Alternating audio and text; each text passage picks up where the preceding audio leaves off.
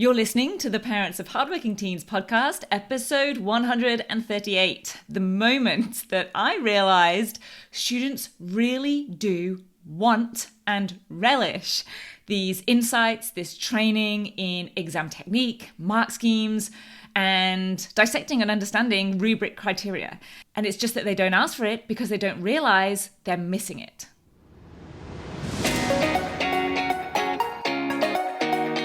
I'm Katie Jones, and with over 15 years in education as an award-winning high school teacher, international external examiner, and as a study coach, I've helped thousands of students skyrocket their results and confidence. And this podcast is where I share all my insights, tactics, and tips with you, the parent, so you can help your hardworking teen get happy, smart, and successful in their study, and have you both enjoy the journey along the way. This is the Parents of Hardworking Teens podcast. Hey VIPs, I hope you are doing really well. I hope you're enjoying the school holidays, enjoying this amazing spring weather. I'd say early spring is the absolute best time here on the Sunshine Coast. We put up the gazebo over the weekend. I say gazebo. It's a sort of Aldi special. We had friends over and we don't have any kind of covered outdoor space. The reno is still in process. And so that kind of felt good, but we had hoped to put it up and then leave it up for like at least a week because the weather forecast was good, but we got this really windy day, like literally the next day. So we had to take it all back down again. And it quickly reminded me of how much a pain that can be. So I'm still in the I can't wait to have this renovation done, which includes adding a covered patio. So that is me and my weather chat. Originally coming from England, of course, I always have to talk about the weather. But today, what I really want to talk to you about is the second thing in my sort of chronology of getting into this world of exam marking and strategic study and assessment and how to maximize marks for your teen. The second thing that happened in that timeline that led me to create things like the study success formula, knowledge plus application equals success, to realize that it's not just about how much subject content you know and have stored in your brain when it comes to getting great results in exams and assessment, and to ultimately set up rock solid study and create and write and produce the 10-week grade transformation program and develop and run next level coaching, and of course, set up and deliver this podcast.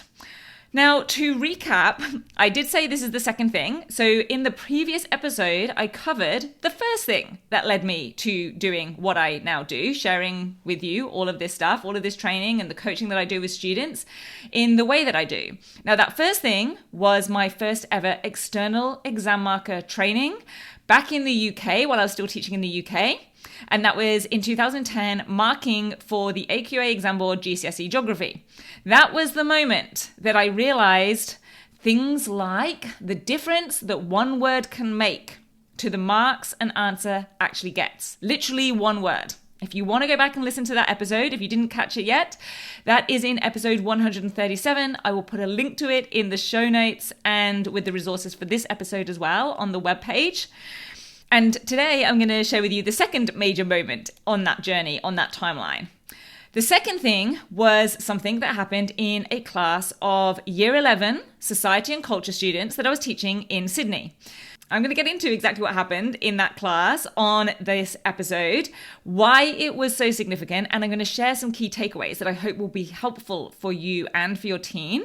And just to set you up as a teaser for next week, for the next episode, the third thing in my trio of three things that made a massive difference to how I see exams and study and assessment was in particular how I saw the skill or art form, if you prefer, of writing and how I consider open choice tasks now. And that was when I did NAPLAN writing test marking as a teacher who was not an English teacher. And also, I will say from being a student who really didn't particularly enjoy English that much, definitely as someone who does not consider themselves, even now, as any kind of natural writer or creative mind. So if that sounds anything like your teen, then definitely tune in for that next week.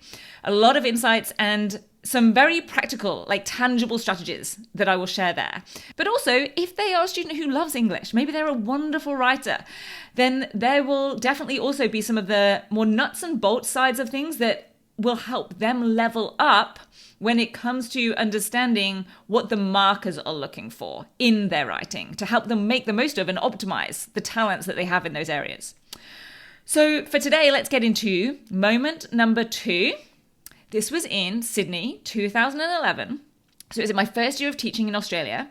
And of course, I was in Sydney because just like everyone sort of heads straight to London when they go to the UK, my not then husband and I started life in Australia in Sydney.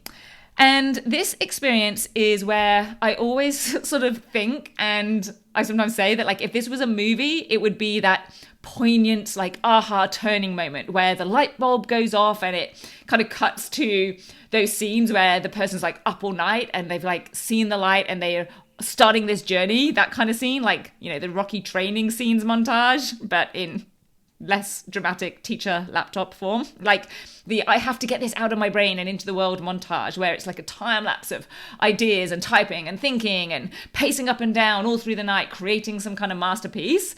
Kind of like the Jerry Maguire part where he writes his mission statement throughout the night and then everything just unfolds from there. I can tell you that did not happen in this case at all. But I always feel like it should have done. That should have been my aha moment. That should have been my, I have to go create this amazing idea thing.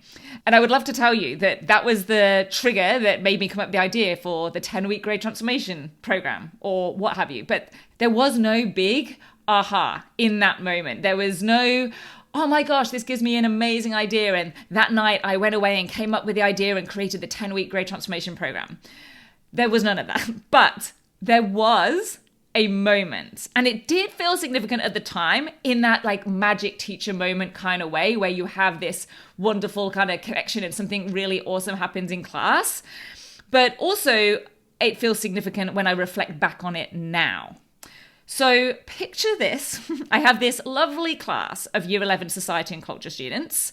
We are in the classroom, we're in a lesson, and they had completed a practice exam essay question in the previous lesson, and I'd marked it, and I had this lesson all planned out to review their responses and go through the marking and really have them learn from that practice experience. Because remember, I was like very much in the zone now. I was definitely getting into that zone of exam technique. So because this was maybe about a year after doing my first external exam marking in the UK.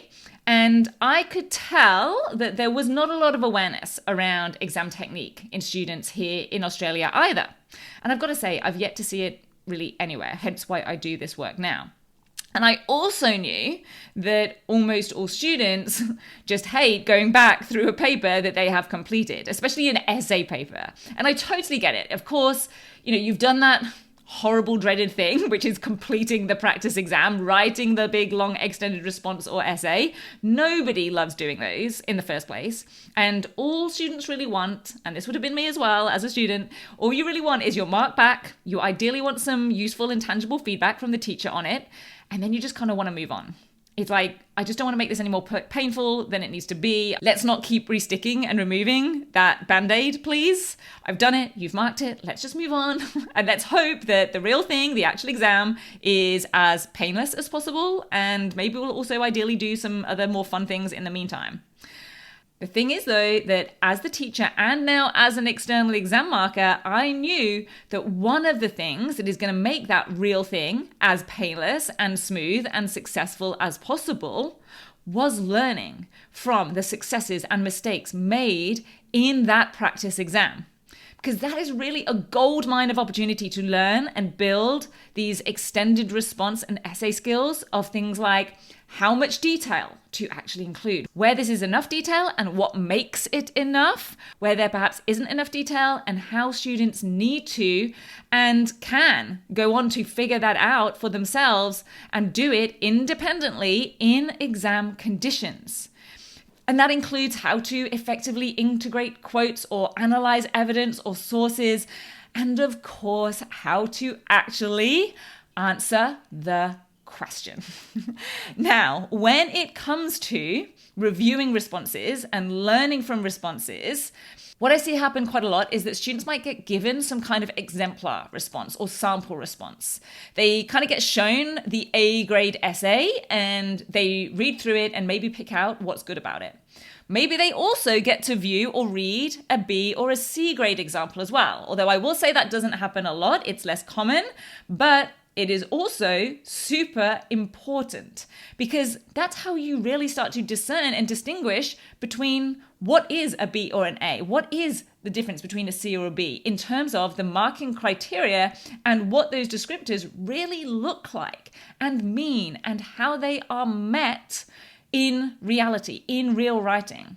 And overall, another thing that is often not really done is the figuring out of why.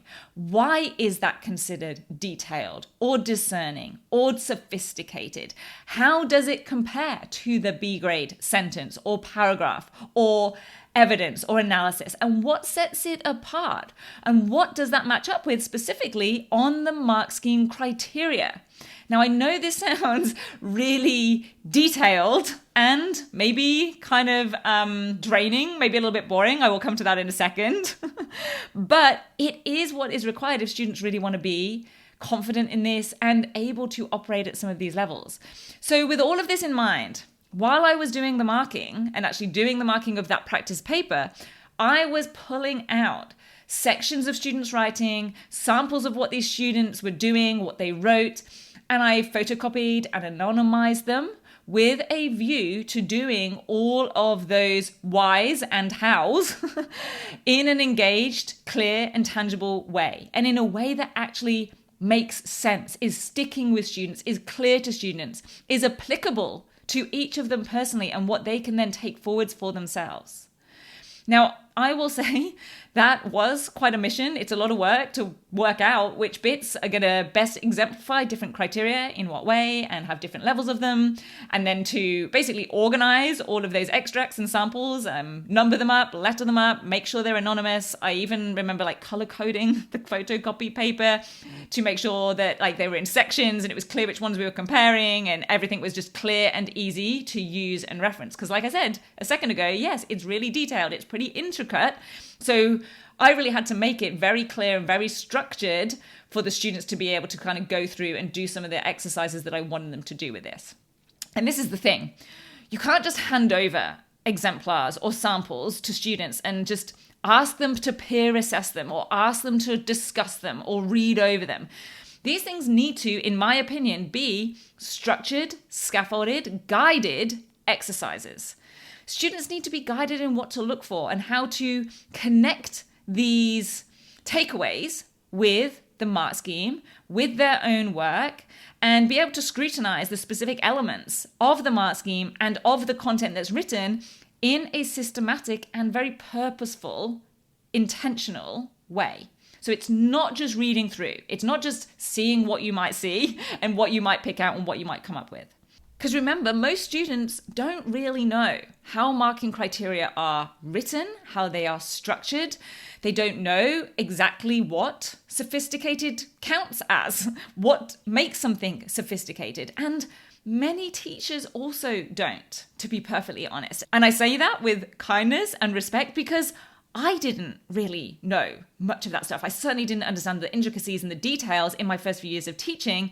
And honestly, I still don't always know all of the details until I have gotten the specific training on how it applies to the specific question of the specific paper that we are marking each year. I need to ask clarifying questions.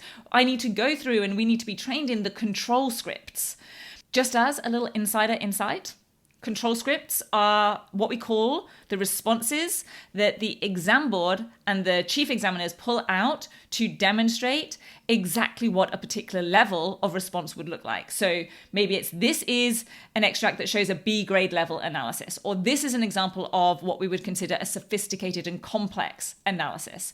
And it will likely have annotations and explanations of exactly why that extract or that sample is considered to be at those levels. That's what we call control scripts. And we use them obviously in training, but we also use them in monitoring as we go through the rest of the marking over the days and possibly weeks.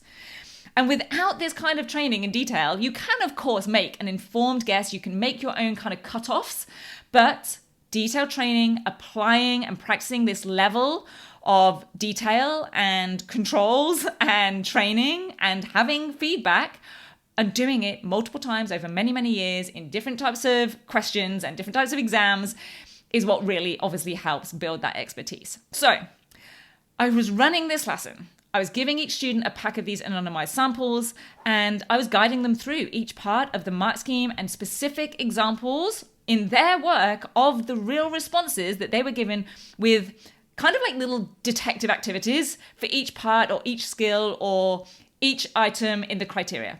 So as an example, it might have been referring to evidence was maybe one particular aspect that we were looking at. It might be analysis. Where is something that demonstrates the right level of detail of analysis? Where did a response get stuck at explain rather than analyzing, and what that difference is and how they could spot it and how they could do it for themselves and how they would up level maybe a lower quality response? Can they now find that example in their own response, and what would they do with it? Did they nail it? Did they not? And now can they see why and what they would do differently if they need to? All of the stuff that I find so impactful, so useful, so helpful. But I am not naive enough to think that students are also going to find it so amazing, so interesting. I just wanted them to do it because I know how much it would help them.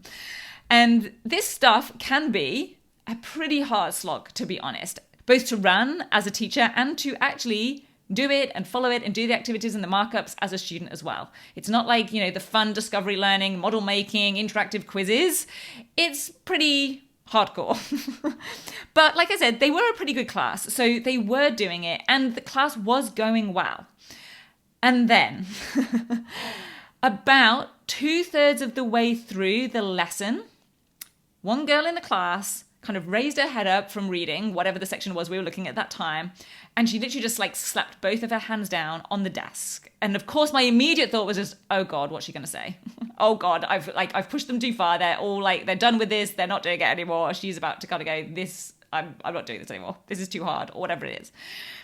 Because like I said, they were a good class, but of course there's always a couple of personalities in a class, and they weren't all just meek and mild students just sitting quietly as submissive non-teenagers. So the thought that flashed through my head was, okay, this is it. We kind of need to call it a day. This is enough of all the boring review stuff. But having slapped her hands down on the desk, she just kind of declared, Miss, this is gold. And honestly, my first reaction was just relief. I was like, oh, okay, I thought that was about to kick off. Thank goodness. And then immediately after that, I was like, I know, right? She was like, this is gold. I'm like, yes, it is. I'm so glad you're seeing it as well. And as I looked around to the reactions of the other students with this little disruption, they were agreeing. And like I said at the start, this really is one of those little magic moments that you get sometimes as teachers when you're all on the same page. They're kind of really appreciating what you're doing with them. You can tell they're really getting it and it's making a difference for them. And then she said, no one has ever really shown us anything like this. I really do remember the exact words, because as you can imagine, a moment like this as a teacher does scorch itself onto your brain. So I can literally visualize it now. I know where she was sat. I know where I was stood. I can remember what the classroom was like. And what she meant by that was that the mark scheme and how it's applied and what these descriptors actually mean and what they look like on paper in real students' writing, what gets considered as detailed versus complex or sophisticated or just appropriate, had never really been explained to them, has never been gone through in detail, and they never really knew it. And I think that's the reality. Most students get given a rubric or the ISMG or the success criteria, but they don't really get inside of it all. They don't really know exactly what those words mean, how they are being used, how they're being applied, and like I said, what that actually looks like in real words, in a real response.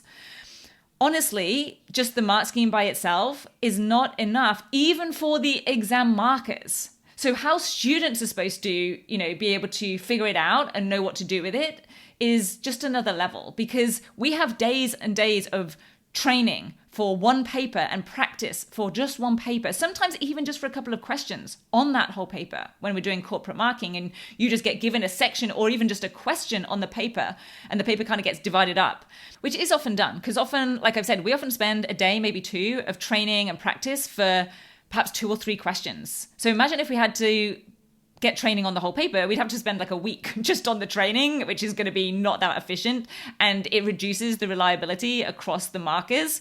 So me doing this exercise in this amount of detail and this amount of structure and doing this training with this class on this skill was for them for sure a rarity. But obviously I didn't expect that kind of response. It was just me making a lesson that I thought would be effective and I knew students would benefit from. And I kind of was just hoping they would go with. I was hoping we'd kind of get through the lesson because, like I said, it wasn't exactly the most exciting, interactive, fun lesson that's ever been run in the world. So to have the class not just tolerate it and endure it, but actually have this student declare, it was like a declaration of this is gold, was a big deal. Because it doesn't matter how long you've been teaching. Those moments are super special. And I just kind of stored it in my brain. I just kind of took it away as a great day.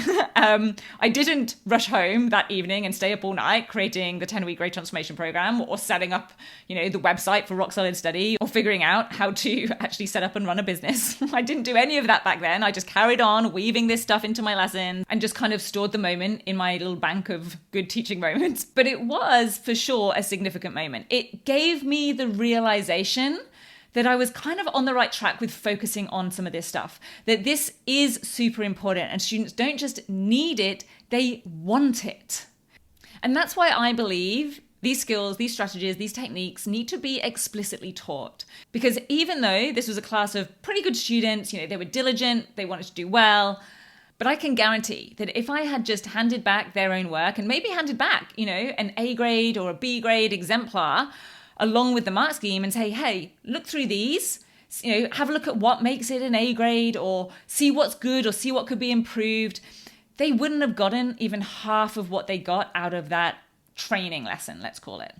Students need to have this stuff broken down by an expert to help them pick out the significant examples, the explanations of why this is significant, and how they can apply this to their own work, how they tie in or don't tie in to the mark scheme, and have them build this as a skill. Do it intentionally, do it accurately, and do it in a way that is very actionable, very tangible, and they can take it away and actually do this stuff for themselves.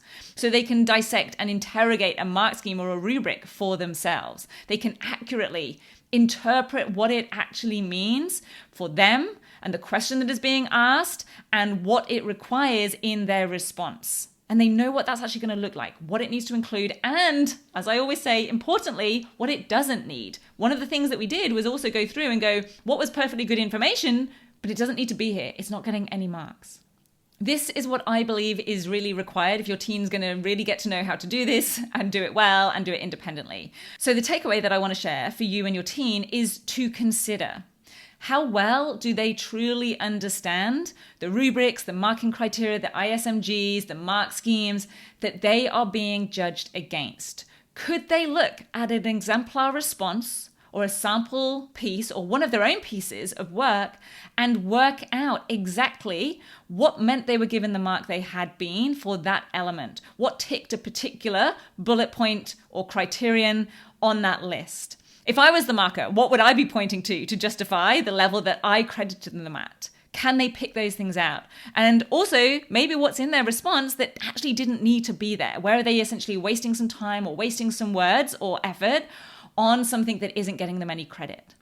Now, I will say, this is what I would consider a fairly advanced skill, but in the words of that student way back in 2011, when your teen has it, it is gold.